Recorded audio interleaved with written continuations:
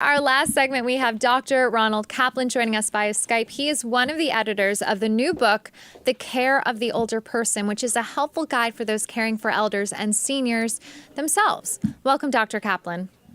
Good to be with you, Diana. It's excellent to have you. And this is something that weighs on my mind. I'm 35 years old. I have very vivacious parents, but they are considered senior citizens. And I do worry as a daughter what caring for them as they get older is going to be like. So can you give us an overview of your book? Oh, I sure could.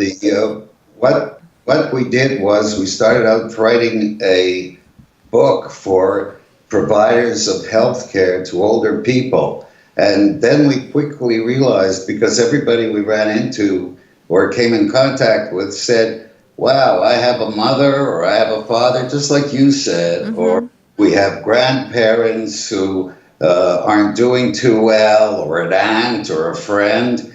And we quickly realized that with 50 million people over the age of 65 and over in the United States, that there is no way on earth that specialized physicians who specialize in various disease processes and who specialize in the care of older people could handle 50 million people. So we decided to get a book out there to everybody, hopefully, who has a stake in taking care of older people, professionals, family, and so that they could have some kind of an overview of what to do, and more importantly, when to contact professional help. And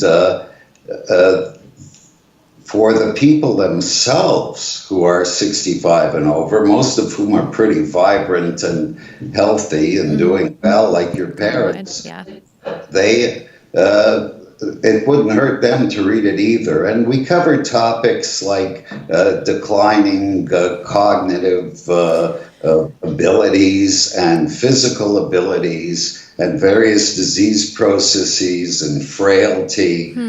We even get into the legal aspects of getting older and what you should be taking care of there. Right. And how to know if an older person really has good judgment anymore, because sometimes the person themselves doesn't really realize what's going on with them, especially if their cognitive abilities are starting to fade. Yeah. And it is important to have, whether it's a caretaker, a child of the older person, to be able to recognize, like, my mom or my dad or my grandparent isn't acting the way they usually act, and what those signs are. Because like you said, it's a lot of cognitive issues can emerge past 65. And sometimes we're in the dark and think, oh, well, they're just being forgetful. But really, that's just a warning sign of a deeper, bigger problem. Absolutely, and that's one of the big warning signs. It is true, older people get forgetful. Other people get forgetful too. Even younger people get forgetful. But I'm guilty. It's a continuum, and you have to be careful. I think the most important thing is don't be condescending to older people. They're usually pretty smart. They've been around a long time. Stuff, and if you start being condescending to them, they pick it up in a second. Well, that's something about, even if their memories are gone a little bit. I'm sorry to jump in on that, Dr. Caplan, but I do see a disrespect from our generations, and I think it's very societal. I know that other countries have more respect for the elderly. I feel like America is so impassioned and obsessed with youth that they forget about the wisdom that we have in our elders and the respect we should have for them. Well, we move very fast. We're a fast-moving society. We're very progressive, and people don't have time for people who take a little longer to get their thoughts out or to figure out where they are or who they are. These are important things to know. A person needs to be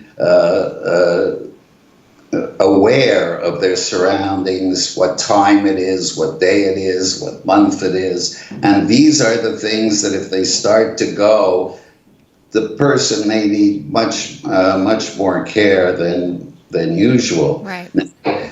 Care falls to, first of all, the family, obviously, and this can lead to a lot of problems within a family because invariably, sure, if somebody gets sick for a day or an hour or a week, that's an acute illness and everybody's concerned and you get over it and you help them through it.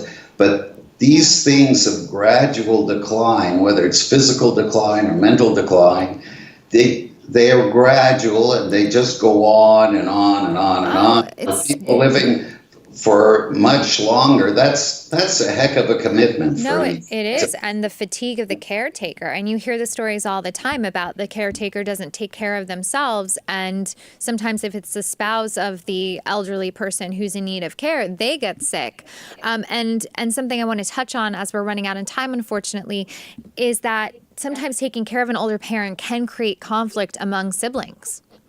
That's exactly right, especially if one sibling lives close and they're doing all the hands-on real care, and some other brothers and sisters are just maybe throwing some money at it, sending in a check once in a while, or making a phone call, and it creates a lot of friction in a family. So these things have to be addressed too. And the very extreme of this, and we cover this in the book as well, is elder abuse, which is not unheard of. Oh, geez. Yeah, no, and that's when you even have an elderly family member that's in an assisted living home. They always say make sure they have an advocate, because unfortunately, if someone isn't there to remind the staff that there's someone watching over and watching out for, sometimes that elderly relative gets neglected, and that can result in all kinds of health problems like bed sores. So, I mean, there's really no way around it that getting old just sucks, but there's a way you can do it with grace and help your older parents have a little bit of that dignity into their golden years. And your book helps. We try not to think of it as getting old sucks. We try to think of it as you have to be brave to get old. Basically, you have to be a survivor. Yeah, I agree with that. Thank you so much. I really appreciate what you're doing, and it's unfortunately a forgotten community, and there needs to be more conversation around it. Well, it's great to be with you, and just the website is www.careoftheolderperson.com. Thank you, Doctor.